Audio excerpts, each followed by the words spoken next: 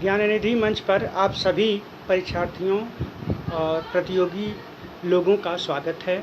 आइए हम आज की कड़ी में उपन्यास के बारे में बताते हैं। गद्य की जो महत्वपूर्ण विधा है उपन्यास। उपन्यास जब प्रारंभ हुआ तो मानो क्रांति हो गई हिंदी खड़ी बोली के विकास में। उपन्यास की व्युत्पत्ति पर हम ध्यान देते हैं, विचार करते हैं तो उपन्यास शब्द उपधन न्यधन आस इन 3 अक्षरों से शब्दों के मेल से बना है। उपसर्ग है। उप का अधिकतम प्रयोग उपस्थित करने के योग में होता है। न्यधन माने निवस्थित, निवेदित करना, नियोजित करना, और आस माने उपस्थित करना। अर्थात इस उपन्यास की संपूर्ण परिभाषा हुई कि किसी नायक नायिका के जीवन में घटने वाली संपूर्ण घटनाओं का क्रमबद्ध रूप से नियोजित ढंग से पाठक के समक्ष उपस्थित करना। ऐसे में पाठक ऐसा कौतूहलपूर्ण विषय पर अपना नज़र गड़ाता है कि वह इसे कुछ 2 या 3 दिनों में ख़त्म करने के लिए एकदम से उतावला हो जाता है। हम लोग भी बहुत उपन्यास पढ़े हैं। उस समय टीवी, टेलीविज़न इत्यादि नहीं था। गर्मी की छुट्टी में परीक्षा समाप्त के बाद हम लोग उपन्यास पर ही टिक जाते थे और जब तक रिजल्ट नहीं आता था यही हम लोगों के टाइम पास का साधन था। बाग में खटोला लेकर जाते थे और जो है कि विभिन्न लेखकों, प्रेमचंद आदि संपूर्ण लेखकों की जो भी उपन्यास उपलब्ध हो जाते थे मिल जाए। उस समय लाइब्रेरी भी थी। लाइब्रेरी पुराने उपन्यासों को, साहित्यकारों को लेके आती थी। हम लोग थोड़ा चंदा दे करके ले लेते थे। उपन्यास पढ़ने में बहुत ही आनंद आता था। उपन्यास में थोड़ा सा अंतर होता है कहानी से। कहानी में कम से कम पात्र होते हैं। कहानी के किसी एक पात्र के जीवन में घटने वाली किसी एक घटना का क्रमबद्ध और नियोजित वर्णन होता है। लेकिन उपन्यास में चाहे जितने पात्र हों, प्रमुख पात्र तो एक होता है, प्रमुख पात्रा होती है, नायिका होती है, और उसके पास कुछ खल पात्र होते हैं, और उन समस्त पात्रों के जीवन में के चतुर्दिक घूमने वाली संपूर्ण घटनाओं का नियोजित रूप से क्रमबद्ध विवरण प्रस्तुत करना और अंततः पाठक को भाव विभोर करते रहना। और उस उपन्यास के संपूर्ण खंडों में कहीं न कहीं लगभग 9 या 11 रसों का परिपाक करा देना ही उपन्यास कहलाता है। ठीक वैसे ही जैसे एक सिनेमा में, फिल्म में 3 घंटे के अंदर डायरेक्टर, निर्माता, निर्देशक अपने अभिनेताओं के माध्यम से पाठक को भाव विभोर कर देता है। लगभग 9 रस तो नहीं लेकिन 4-5 रसों का परिपाक करते हुए समापन करता है। और दर्शक जब सिनेमा हॉल से निकलता है तो सोचने पर मजबूर हो जाता था। इसीलिए उस काल की पिक्चरें लोग कई बार देखते थे। लेकिन आजकल की पिक्चरें हैं कि इंटरवल के बाद ही पता चल जाता है कि आगे क्या होगा। आप पिक्चर छोड़ के जा भी सकते हैं, लेकिन अगर पैसा तारना चाहते हैं तो अंत तक देखते हैं। अंत के बाद निकलते ही मूड ऑफ हो जाता है, सर दर्द शुरू हो जाता है। ऐसी पिक्चरें बनती हैं। हालांकि कुछ ऐसी आधुनिक दौर में भी हैं, लेकिन पुरानी पिक्चरों के मुकाबले इनका कोई स्थान नहीं है। इन उपन्यासों पर धड़ाधड़ पिक्चरें भी बनने लगीं। आइए हम आपको परिचय कराते हैं। सन 1882 ईस्वी में लाला श्रीनिवास दास द्वारा रचित परीक्षा गुरु को हिंदी का प्रथम खड़ी बोली में लिखा गया उपन्यास मानते हैं। यद्यपि उपन्यास पहले भी लिखे जाते थे, लेकिन हमने बताया ना कि वो बड़े लंबे होते थे, 3-3, 4-4 दिन तक चलते थे। किसान अपनी दौरी और कटिया के दौरान उन गीतों को सुनता पढ़ता था और निरंतर आनंदित होता था कई। लेकिन उसमें कुछ गीत प्रधानता भी होती थी। उसे हम शुद्ध खड़ी बोली हिंदी गद्य का उपन्यास नहीं कर सकते हैं। प्रथम मौलिक उपन्यास की श्रेणी में आता है परीक्षा गुरु। फिर इस युग में उपन्यासों की गंभीरता आगे चलती चली गई। उपन्यास की एक लहर दौड़ गई।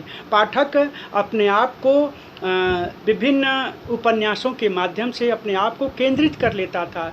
एक उपन्यास पढ़ने के बाद दूसरे उपन्यास की ललक जाग जाती थी। ऐसे में कई उपन्यासकार भी उत्पन्न हुए और अपने हस्ताक्षर से उपन्यास को सशक्त बनाया। जैसे बालकृष्ण भट्ट का नूतन ब्रह्मचारी, देवकी नंदन खत्री का इनका उपन्यास तो मील का पत्थर साबित हुआ। एक नई शैली, एक नई कला का उद्बोधन हुआ, जिसमें तिलस्माती उपन्यास लिखे गए, रहस्यवादी उपन्यास लिखे गए। ऐसे ऐसे तिलस्मों का वर्णन किया गया कि जिनको सुनकर पाठक का श्रोता या तो भयभीत हो जाता था या आत्मविभोर हो जाता था, फिर भी पढ़ना नहीं छोड़ता था। ये आकर्षण था उपन्यास का। देवकीनंदन खत्री का सबसे प्रसिद्ध उपन्यास चंद्रकांता और चंद्रकांता संतति, जिस पर धारावाहिक बन चुका है, जिसमें अक्रूर जी की भूमिका और जाबाज की भूमिका आज भी समकालीन बच्चे याद करते हैं। मैं पुनः उम्मीद करता हूं कि जैसे रामानंद सागर और कृष्णा, महाभारत आदि धारावाहिक पुनर्प्रसारित हुए, एक बार सरकार को चाहिए कि इस चंद्रकांता को भी पुनर्प्रसारित करें। इसमें बच्चे बाग बाग हो जाएंगे, और जो कुछ खुराफाती बच्चे हैं जो नए नए खुराफात करना सीखते रहते हैं, छोटे बच्चों की बात मैं करता हूं, उनको भी एक ऐसा अजूबा चीज़ मिलेगा जो देख कर के वो केंद्रित होंगे। लेकिन फिर भी उस चंद्रकांता का उद्देश्य बच्चों में बुराई पैदा करना नहीं था, उनके मन मस्तिष्क में तर्क शक्ति विकसित करने की क्षमता थी। ऐसा उपन्यास और ऐसा वो धारावाहिक था। पुनः इसे प्रसारित करना चाहिए। आगे जो है भूतनाथ, लाल पंजा, गोपाल दास, ऐसे में ही एक और महत्वपूर्ण हस्ताक्षर गाजीपुर के गहमर गांव के रहने वाले थे, जिन्होंने, जैसे लोग गोरखपुरी लिखते हैं, जैसे फिराक गोरखपुरी, उसी तरह से गोपाल दास गहमरी भी अपने गहमर काम को आगे बढ़ाने के लिए गहमरी लिखते थे। इन्होंने भी जासूसी और रहस्यवादी उपन्यासों की झड़ी लगा दी, जिनमें भूतनाथ, भूत के पांव पीछे, चतुर चंचला और ऐसे जासूसी उपन्यास लिखे। किशोरी लाल गोस्वामी का तारा, सुल्ताना, सोना और सुगंध जैसे उपन्यास मील का पत्थर साबित हुए। उसके बाद एक महत्वपूर्ण युगांतर उपस्थित हुआ। मैं बार बार कहता हूँ कि एक ही युग हमेशा नहीं रहता है, एक ही शैली नहीं रहती है, युग बदलता नहीं है, एक अंतर उपस्थित कर लेता है जिसे हम युगांतर कहते हैं। उस युगांतर में प्रेमचंद जी का अवतरण हुआ, जो लाला धनपत राय और नवाब राय के नाम से लिखते लिखते विभिन्न परिस्थितियों में अंग्रेजों के दमन चक्र के से प्रभावित होकर अपना नाम प्रेमचंद रख लिया। फिर क्या था, ये प्रेम का चंद्रमा अपनी रचनाओं के माध्यम से सारे विश्व पटल पर, क्या मैक्सिम गोर्की, रूस में उसी समय मैक्सिम गोर्की का उदय हुआ था।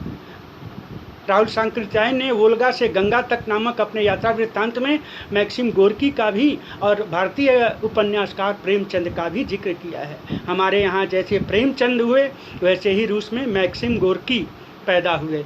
इन दोनों के ही उपन्यासों की समकालीन समता की जाए तो लगभग दोनों ही खरे उतरते हैं समान समस्याओं पर। जैसे प्रेमचंद ने भी दीनता, सामाजिकता, गरीबी, उधार, पानी और जो है कि ब्याज लेना, ब्याज न चुका पाना, पीढ़ी दर पीढ़ी ब्याज चुकाना, साहूकारों की गिरफ्त में आ जाना और दीनता, हीनता, गरीबी आदि पर इन्होंने जो चित्रण किया उपन्यासों के माध्यम से, ठीक वैसे ही रूस में मैक्सिम गोर्की ने भी किया है। इसीलिए इनको भारत का मैक्सिम गोर्की कहा जाता है और गोर्की को रूस का प्रेमचंद कहा जाता है। कितनी हमारा गौरवान्वित होते हैं हम सभी लोग ऐसा जान करके। इस प्रेमचंद जी के योगदान से चारों तरफ यह झड़ी लग गई। प्रेमचंद जी ने हिंदी उपन्यास को सामाजिक जीवन के संबद्ध करके एक नया मोड़ प्रदान किया।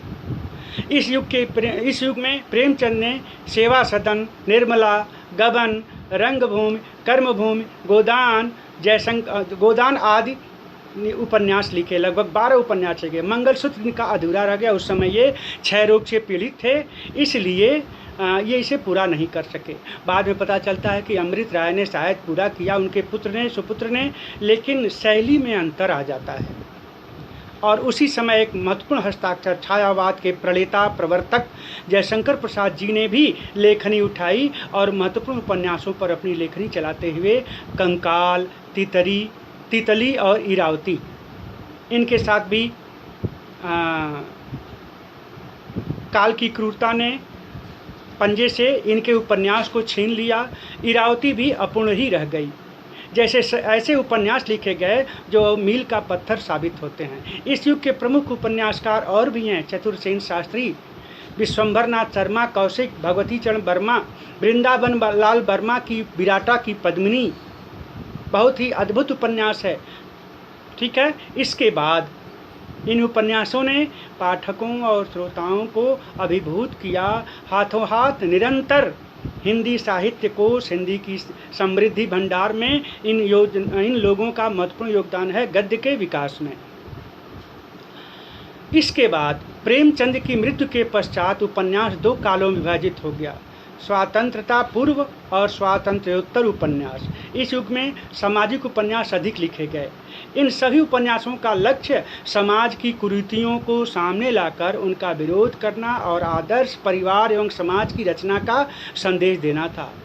बहुत ही अद्भुत विषयों पर, पारिवारिक विषयों पर, पति पत्नी के विषयों पर, मानसिक अंतर्द्वंद पर तमाम ऐसे उपन्यास लिखे गए जिनको जनता ही नहीं, पाठक श्रोता ही नहीं, सभी लोग, यहाँ तक कि तत्कालीन समय के जो निर्माता निर्देशक थे उन लोगों ने भी इन पर अपना प्रयोग किया और महत्वपूर्ण पिक्चर बनाई। जैसे जैनेंद्र का परख में बहुत ही अच्छे ढंग से एक ऐसे व्यक्ति की परख की जाती है जो अपने गांव का कल्याण कर सकता है। परख करने की जो शैली थी वो अद्भुत है। कभी यह पिक्चर मिले तो आप देखें। इसमें सुनील दत्त और साधना जी हैं, अपने समय की महत्वपूर्ण अदाकारा साधना जी हैं। फिर इसके बाद सुनीता, त्यागपत्र जैसे जैनेंद्र के उपन्यास प्रकट हुए, लिखे गए। इलाचंद्र जोशी का जहाज का पंछी, गृहपथ, अज्ञेय का एक महत्वपूर्ण हस्ताक्षर अज्ञेय भी उपस्थित हुए। इन्होंने भी, इनके अंदर भी बहुमुखी प्रतिभा थी, लेकिन ये भी जो है तरह तरह से अपने उपन्यासों को लिखकर भारतीय गद्य साहित्य का और शब्द भंडार का वृद्धि किया। जिनका है शेखर एक जीवनी, नदी के दीप। इस युग के अन्य उपन्यासकारों में यशपाल, रांगे राघव, अमृतलाल नागर, अमृतलाल नागर का महत्वपूर्ण उपन्यास अमृत और विष और गली आगे मुड़ती है तथा बहुत ही महत्वपूर्ण